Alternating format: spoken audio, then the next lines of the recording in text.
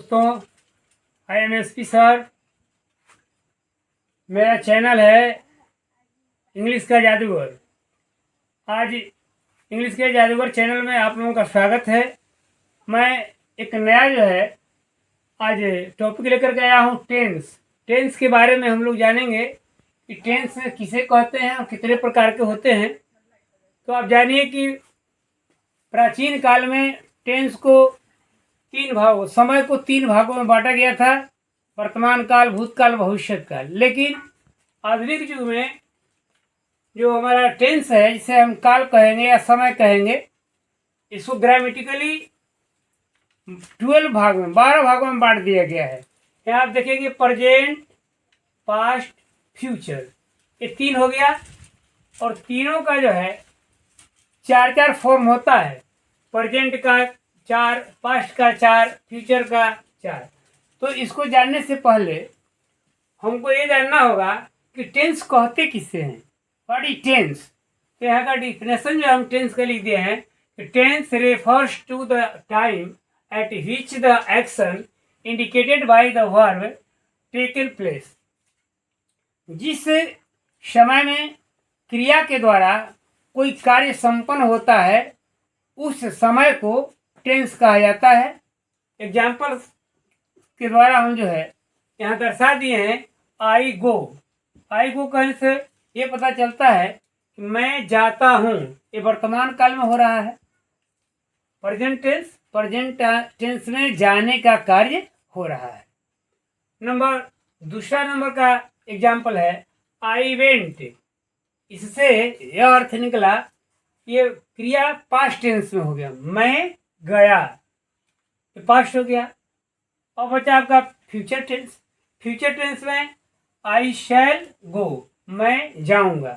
तो अभी मैं जाने वाला जो कार्य है वो नहीं कर रहा हूँ, भविष्य में वह कार्य होगा, जाने का कार्य भविष्य में होगा। तो इस तरह से आप लोग देखें कि present tense, past tense, future tense के 3 भेद हो गए। और मैं आगे जो है मेंशन करने वाला हूँ कि प्रत्येक टेंस के 4 फॉर्म होते हैं। कैसे? तब तक से आप लोग इसे नोट कर लेंगे। हम यहाँ पे प्रेजेंट टेंस का डिफाइन जो है कर दिए हैं यहाँ पर। Present tense, the present tense refers to something that takes place in the present.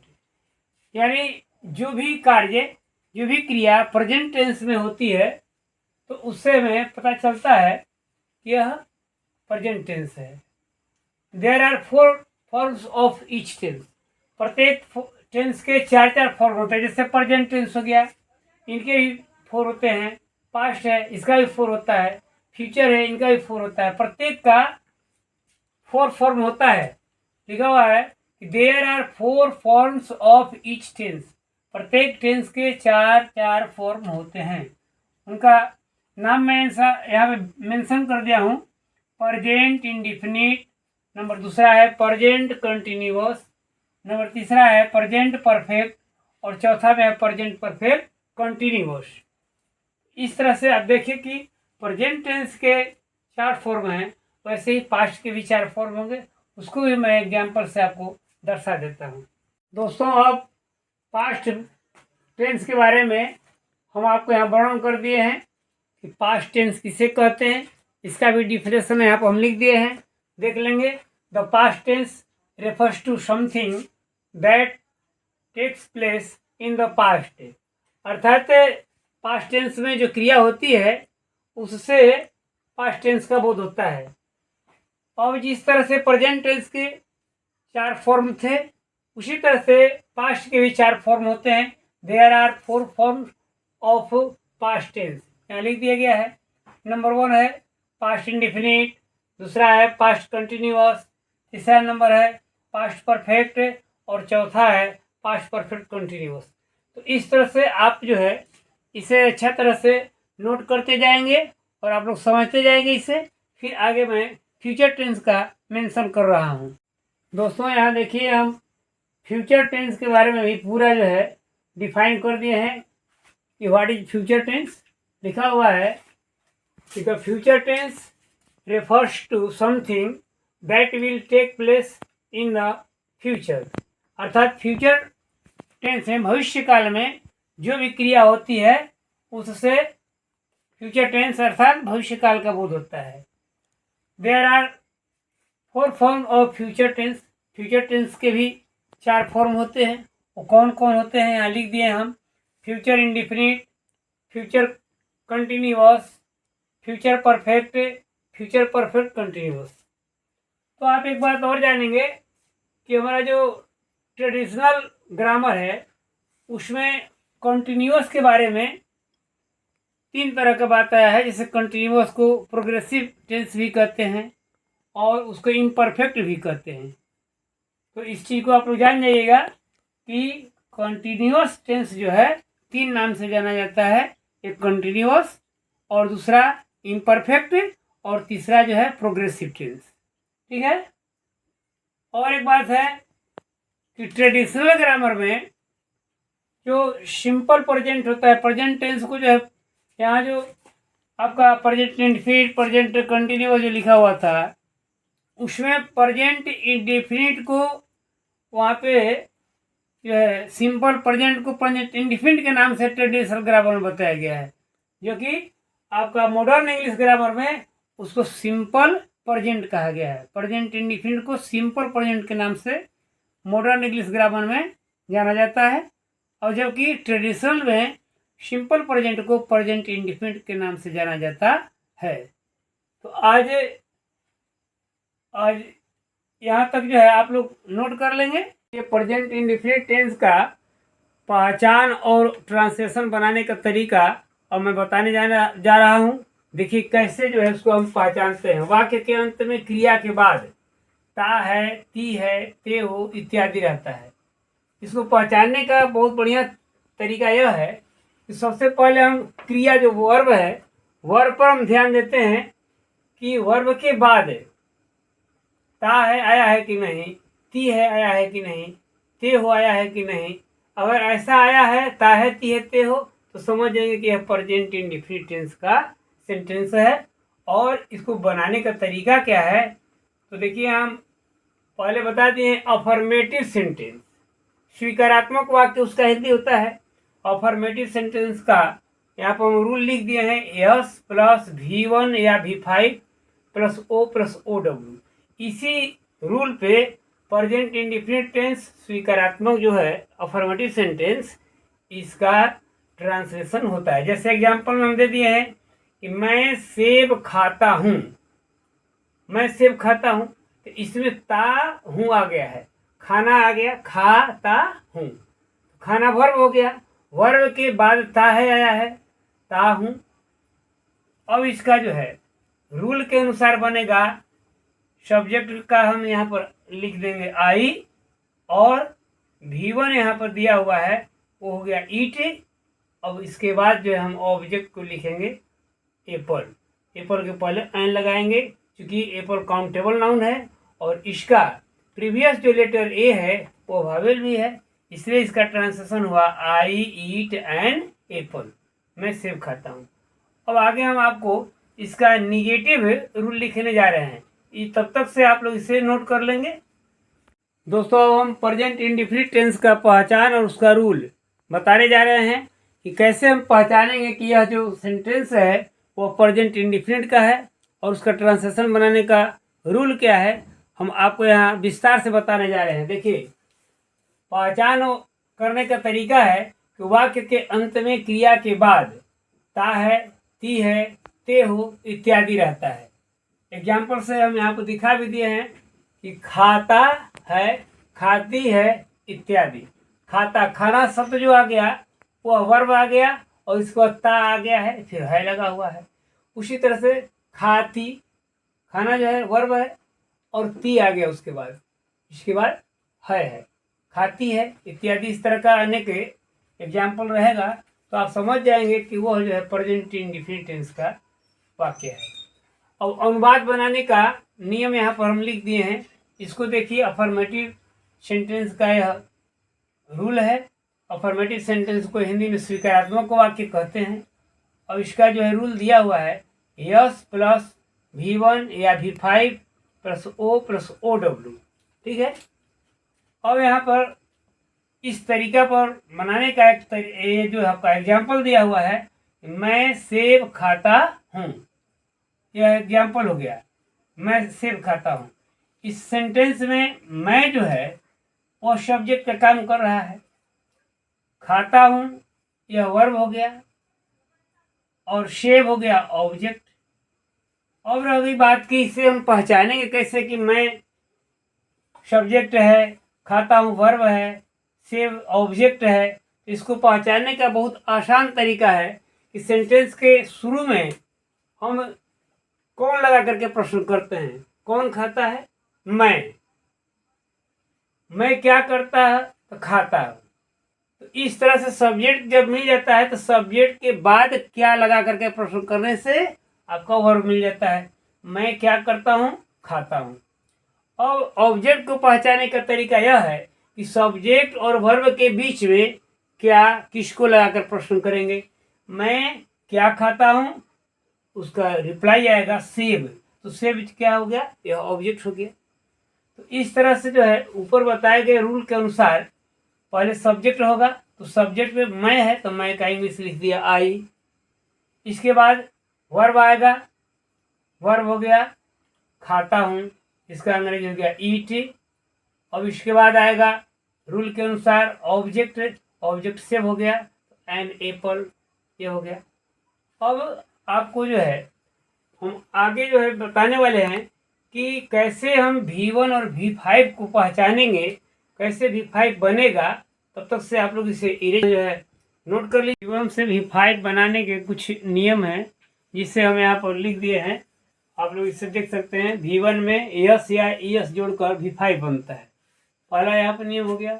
दूसरा नियम है कि यदि किसी वर्ब का अंतिम लेटर ववेल हो तो उस वर्ब के अंत में ईएस जोड़ते हैं।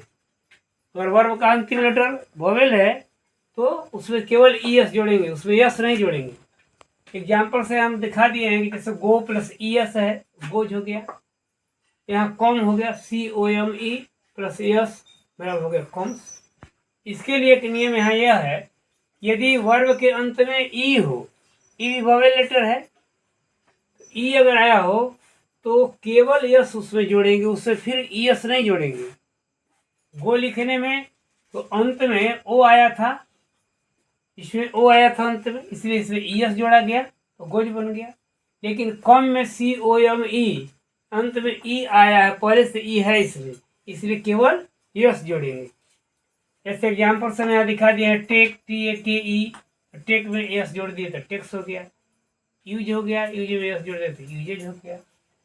यहाँ नोट नंबर 4 में ध्यान देंगे कि यदि किसी वर्ब के अंत में वाई हो और उसके पहले कॉन्सोनेंट हो, वर्ब के अंत में वाई हो और उसके पहले कॉन्सोनेंट हो तो वाई को आई में बदल कर ईएस जोड़ते हैं। एग्जाम्पल से यहाँ आप देख सकते हैं, जैसे फ्लाई, फ्लाई मीन्स उड़ना होता है, इसमें IES जोड़ेंगे और वाई हट जाएगा, जैसे FLIES, फ्लाई यानी उड़ना हो गया। इस इत्यादि देखेंगे कि यह जो है यदि किसी वर्ब का अंतिम लेटर कॉन्सोनेंट है, क्या है? कॉन्सोनेंट, तो उसमें केवल यस जोड़ेंगे। जैसे एग्जांपल से आप देखेंगे यहाँ पर, जैसे ईट हो गया, EAT, ईट हो गया, इसमें अंतिम लेटर कॉन्सोनेंट है तो इसमें क्या करेंगे? केवल यस जोड़ेंगे, तो हो जाएगा ईट से, EATS, ईट।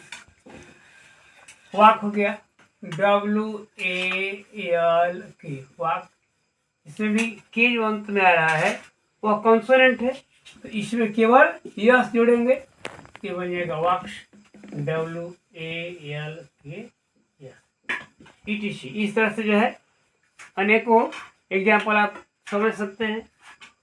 अब हम आपको इसके बाद निगेटिव सेंटेंस का रूल बता रहे हैं कि कैसे जो है निगेटिव सेंटेंस बनेगा। अब देखिए यहाँ हम निगेटिव सेंटेंस के बारे में यहाँ आपको बता रहे हैं कि निगेटिव सेंटेंस का पहचान यह है कि सेंटेंस में नकारात्मक नहीं लगा रहता है, नकारात्मक अर्थ निकलता है।